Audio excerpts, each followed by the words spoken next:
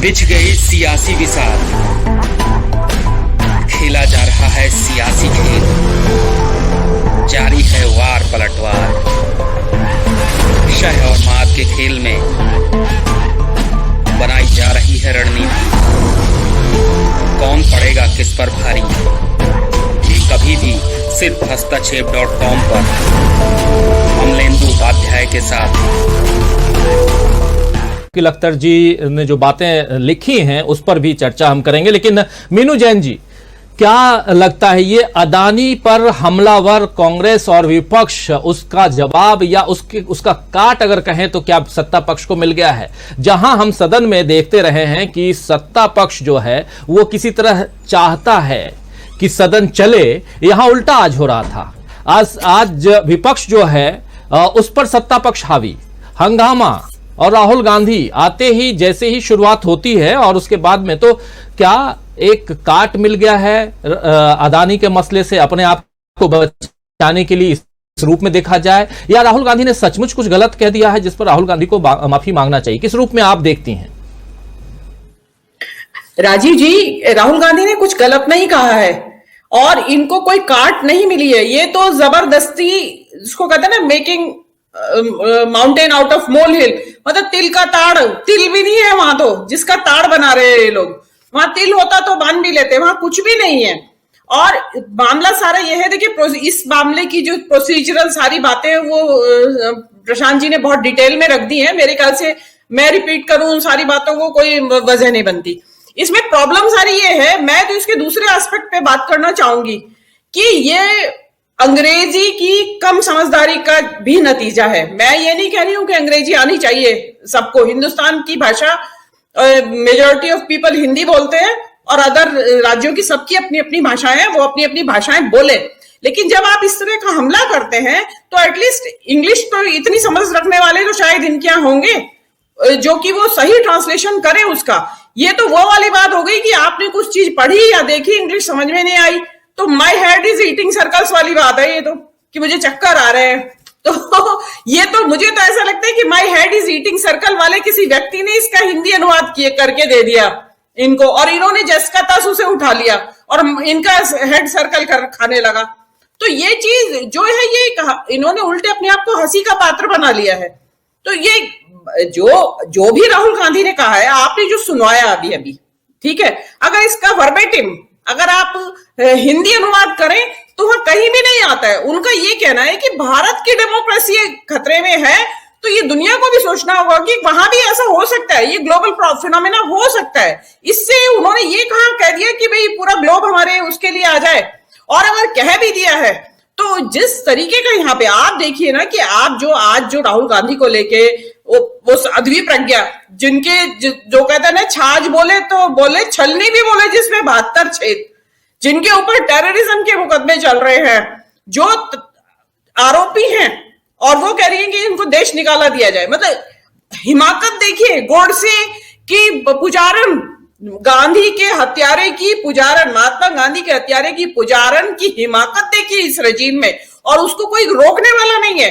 देश निकाला तो उनको दिया जाए, प्रज्ञा ठाकुर को दिया जाए, जो गोडसे की पुजारन है और खुलेआम सभाओं में बोलती है इस बात को कि देशभक्त थे गोडसे, वो उसकी हिमाकत देखिए। वो इस तरह के शब्द बोल रही हैं और उनको कोई रोकने वाला नहीं है। और देखिए इसमें जो धनखड़ जी है, वो जो अभी बता भी दिया प्रशांत जी ने, सारी डिटेल बता दी है। उसमें एक चीज और देखने वाली है कि राहुल गांधी लोकसभा के सदस्य थे और मिर्चें सबसे ज्यादा लगी हुई है राज्यसभा के सभापति जी को, उन्होंने तलवारें उठा रखी है अपनी। मतलब, और आज भी आप देखेंगे ना लोकसभा में, तो आपने देखा होगा, आप नोट करिए पूरी प्रोसीजर, उसमें शुरुआत से मैंने देखा उसको, ओम बिरला इस मामले में वोकल नहीं है। उन्होंने प्रहलाद जोशी को बोलने दिया, प्रहलाद जोशी शुरू हो गए अपनी बात बोलने के लिए, और उन्होंने उसको बीच में ही छोड़ के प्रहलाद जोशी बोलते रहे और इधर ओम बिरला सदस्यों से बात करते रहे। मतलब उन्होंने उसको इतना भी महत्व नहीं दिया कि उसको पूरी तरह कहने दे अपनी बात को, कि पूरी तरीके से स्क्रीन पे प्रहलाद जोशी ही रहे।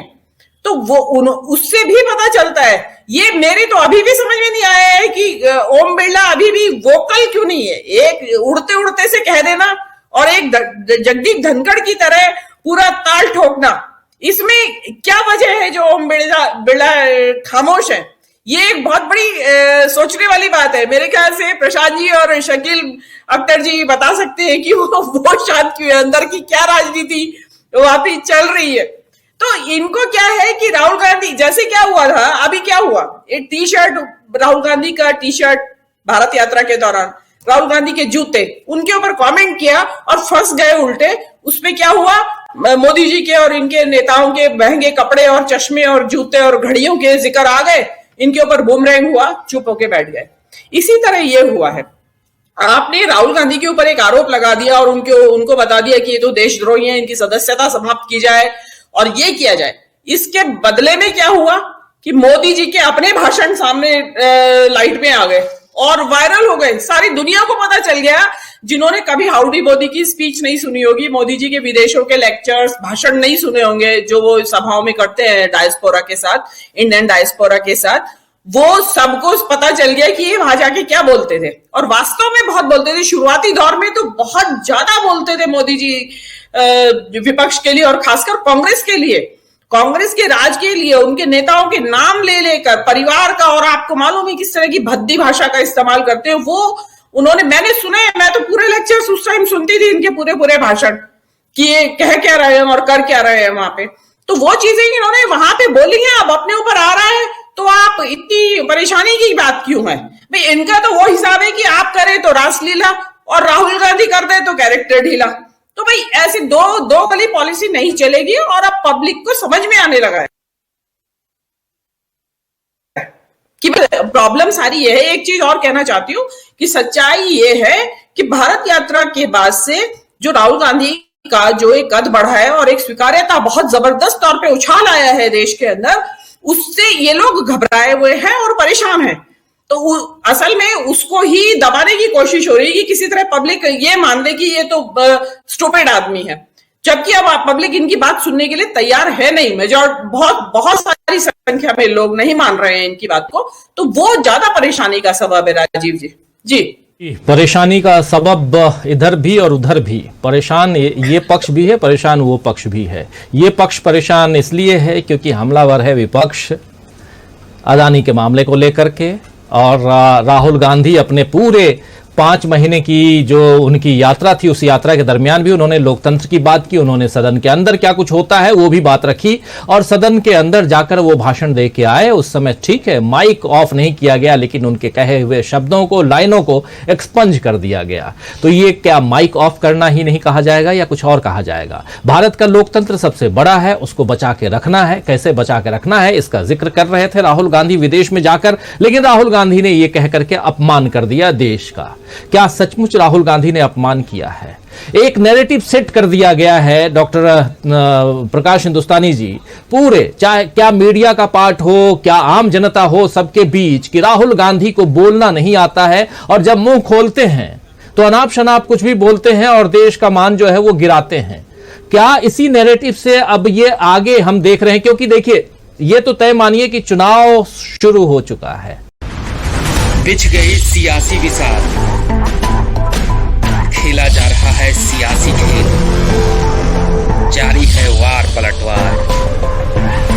शह और मात के खेल में बनाई जा रही है रणनीति, कौन पड़ेगा किस पर भारी, ये कभी भी सिर्फ हस्तक्षेप.com पर अमलेंदु उपाध्याय के साथ